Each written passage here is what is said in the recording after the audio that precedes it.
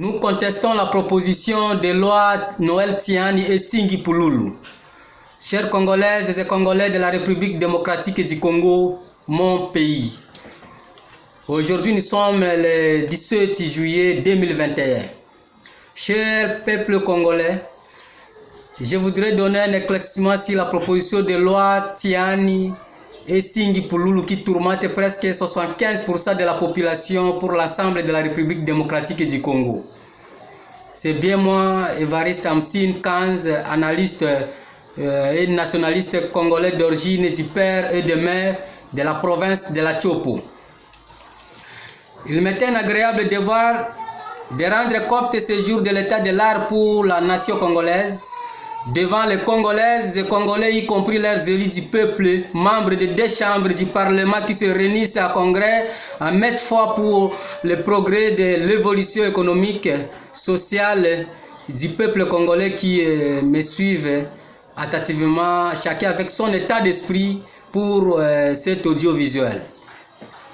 Au cours de cette période très pénible à la population congolaise qui se pointe dans tous les niveaux tels que le social, l'économie, la sécurité et autres en éclipse, maintenant ouvre l'opportunité aux citoyens Noël Tiani et Singi Pululu de nous exhiber la proposition d'une loi d'exclusion des potentiels rivaux. Or, à l'est de la République démocratique du Congo, il y a une résolution d'une disparition totale de la paix qui demeure dans l'hypocrisie politico-administrative dont certains compatriotes nous ont quittés. Par victime de la barbarie des forces terroristes et criminelles en Ituri, Bunia, au nord Kivu de la partie de Beni en particulier. À leur mémoire, je vous invite à visualiser, envie d'observer 30 secondes de silence. Dans ces 5 cas dont les Congolaises et Congolais ont accordé leur confiance en assurant leur soutien indéfectible à nos législateurs, que chacun a son rôle primordial de faire le plaidoyer des fractures sociales et autres, de sa circonscription électorale, du bien-être à la prospérité du peuple congolais, qui doit être transmis et pris en compte par la commission spéciale et temporaire à l'exploitation des rapports, des rapports des vacances parlementaires. Subitement, les deux citoyens Noël Tiani et Singi Pululu font des scènes théâtrales d'une mauvaise procédure pour la proposition de loi qui borne la République démocratique du Congo dans l'annulité. Est-ce que normalement, chers juristes congolais, une loi peut modifier la Constitution? Nous confirmons que cette loi Tiani et Pululu apparaît comme un instrument d'exclusion et de division. Chers Congolaises et Congolais, je vous invite à rester extrêmement vigilants à rapport de toutes les initiatives très dangereuses qui ont comme unique mérite de créer la haute tension au sein du peuple congolais. Nous affirmons que cette proposition de loi Tiani est anticoncurrentielle et inopportune. Je peux qualifier encore discriminatoire et même conflictogène. Notre constitution congolaise dispose clairement et sans ambiguïté les conditions d'éligibilité et d'accessibilité aux différentes fonctions. La population congolaise sait bien que les deux citoyens Tiani et Pululu sont sous l'ombre d'une pression d'un groupe d'individus nègres blancs qui peuvent mettre à mal notre pays, disons l'unité de notre pays, la paix et la cohésion nationale pour leurs propres intérêts privés. Cette proposition de loi Noël Tiani déposée au bureau de l'Assemblée nationale fait une altercation dans toutes les provinces de la République démocratique du Congo qui est inadoptée et constitutionnelle. Cette proposition de loi Tiani réserve les fonctions de président de la République et bien d'autres hautes fonctions aux seuls compatriotes nés de pères étrangers et de mères congolaises. Elle est contraire discriminatoire qui menace l'unité et la cohésion nationale. Cette proposition de loi Tiani est constitutionnelle puis inadaptée au contexte socio-politique de notre pays.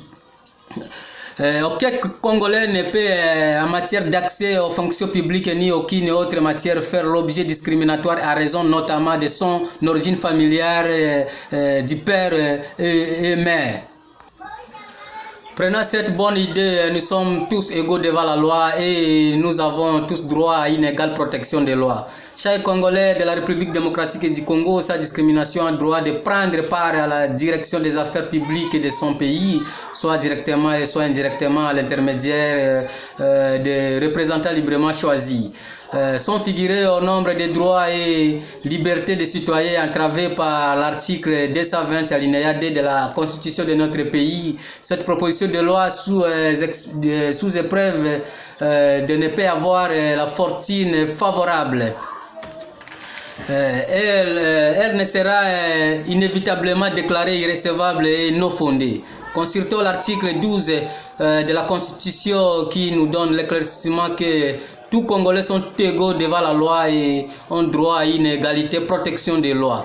Ainsi, l'article 13 de notre Constitution nous parle que aucun Congolais ne peut en matière d'éducation publique ni à aucune autre matière faire l'objet d'une mesure discriminatoire qui résulte de la loi ou d'un acte de l'exécutif en raison de sa religion, de son origine familiale ou de convictions politiques, de son appartenance à une race, à une ethnie, à une tribu, à une minorité culturelle ou linguistique.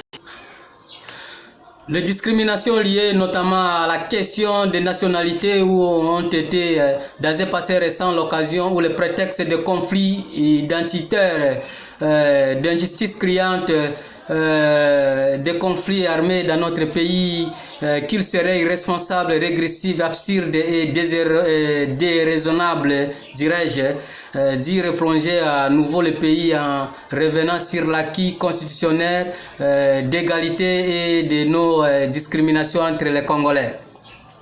La Constitution est l'ossature des lois, donc la loi fondamentale qui traduit les valeurs fondamentales de la nation, et si par impossible elle venait à être adoptée, elle aura pour effet calorifique la modification de la Constitution. Ce qui est une démarche absurde car en effet c'est en principe la loi qui doit être modifiée pour se conformer à la Constitution. Or l'article 20, disons l'article 220 de la Constitution, que je répète à maintes fois, interdit que formellement toute révision constitutionnelle ayant pour objet ou pour effet de réduire les droits et libertés de la personne, discrimination des droits et libertés garanties par la Constitution. Nous croyons que avec ces slogans, le peuple d'abord, comme la République démocratique du Congo est à bas de l'échelle à sous-développement. Donc les élites du peuple doivent d'abord défendre le scandale de nos ressources humaines, disons, de nos ressources naturelles pour stabiliser le social, la sécurité. Mais dans le cas contraire, ils proposent des lois diaboliques pour défendre les bêtises. Qui oublie que la République démocratique du Congo est le poumon du monde? Tout le monde le sait. Prenons par exemple le scandale géographique de la RDC. La RDC est la première réserve mondiale de cobalt, de cuivre, coltan, diamant, industriel, diamants d'or, voire même tout ce qui se trouve dans la nomenclature du tableau de Mendeleev. Prenons par exemple le scandale énergétique. La RDC est la première réserve de gaz méthane et d'immenses réserves de pétrole sur Kivu, avec ses réserves est pressenties comme Koweït à devenir. Prenons par exemple le scandale hydraulique. La RDC est le deuxième bassin du monde avec d'innombrables cours d'eau. Donc la République démocratique du Congo est le château d'eau d'Afrique. Prenons par exemple les scandales forestiers. La RDC est la deuxième et la première en termes d'espèces d'arbres. Donc la RDC est aussi le poumon de l'humanité. Prenons par exemple le scandale de terre, des millions d'hectares de terres arables mécanisées et des millions encore d'autres non encore mécanisées.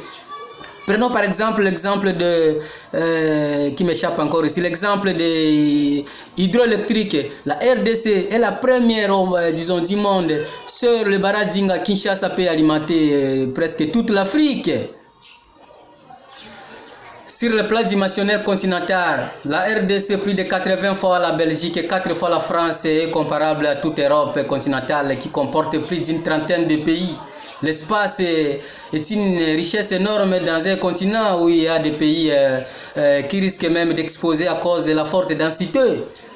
Prenons par exemple 300 habitants par kilomètre carré au Rwanda et 12 à 15 habitants par kilomètre carré chez nous ici en RDC.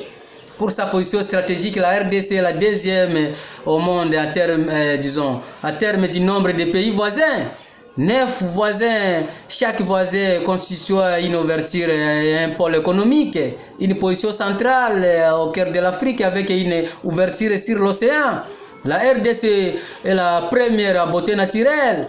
Il faut avoir visité le Kivu pour contempler la splendide beauté de notre verdure. Je qualifie normalement que notre pays, la RDC, est le paradis terrestre. Vraiment, nous sommes très désolés avec notre médiocrité. Le pays est pillé systématiquement, mais aussi il est sous-exploité pendant que le peuple meurt de faim. Vraiment, c'est honteux pour les Congolais, surtout lorsqu'on voit que la majorité des Congolais s'accommodent avec cette situation. Chose grave, nous avons des richesses naturelles que nous venons de citer si haut. Pour améliorer le social, si bêtement nous subissons encore une persécution, une haute persécution de la taxe RAM. Puis cette tracasserie d'une taxe RAM qui ne produit absolument rien à la pauvre population congolaise. Les gouvernements non élus du peuple doivent d'abord songer sur l'amélioration du plan social, économique et sécuritaire, disons encore pour les infrastructures, au lieu d'organiser ces manœuvres distractives de loi Tiani qui se pointe comme une chanson de l'hymne national, des recensements ou des arrestations de leaders politiques et autres qui ne concordent pas au slogan le peuple d'abord, et qui ne concordent pas à la période que nous vivons pour le moment. Dans le cas contraire, la population risque de qualifier ces manœuvres comme des échappatoires des élections de 2023. C'est le moment de songer à créer les entreprises, dirais-je. C'est le moment de créer les entreprises de raffinage de nos ressources naturelles pour stabiliser le social en RDC. Si nous regardons sur le plan social, l'estimement de la taxe forcée des rames à la pauvre population congolaise qui se font terriblement sentir, sans oublier un taux très élevé de chômage. Si nous regardons sur le plan des infrastructures, les routes et les voiries urbaines sont très marécageuses. Si nous regardons sur le plan sécuritaire, la RDC est équipée par une multitude de groupes armés qui dans toute l'Est font la loi sur le près de la moitié du territoire national et se substituent au pouvoir public et devenir l'ombre d'eux-mêmes et substituent impunément la mort et la violence à souhait, la clé d'une comptabilité macabre de nombreuses victimes au sein de la population congolaise. Et si nous regardons sur le plan économique, les activités macroéconomiques sont tous très rougeâtres. L'instabilité de la monnaie étrangère, ce que nous appelons dollar, maintenant qui règne dans notre pays, vraiment, même sur le plan politique, le processus de démocratisation est fantaisique et puis est tombé en panne. Les partis politiques et les associations de la société civile sont en pleine corruption et assujettis à des sévères restrictions de fonctionnement. Donc, il n'y a aucun schéma de la proposition du développement en RDC, sauf le chantage de loi Tiani et Pouloulou qui se stabilise comme le slogan « Le peuple d'abord » ou comme encore le social en RDC. En définitive, le peuple d'abord paie la taxe RAM obligatoire sans exceptionnaire pour satisfaire d'abord les élites du peuple à la dotation des DIP, dirais-je.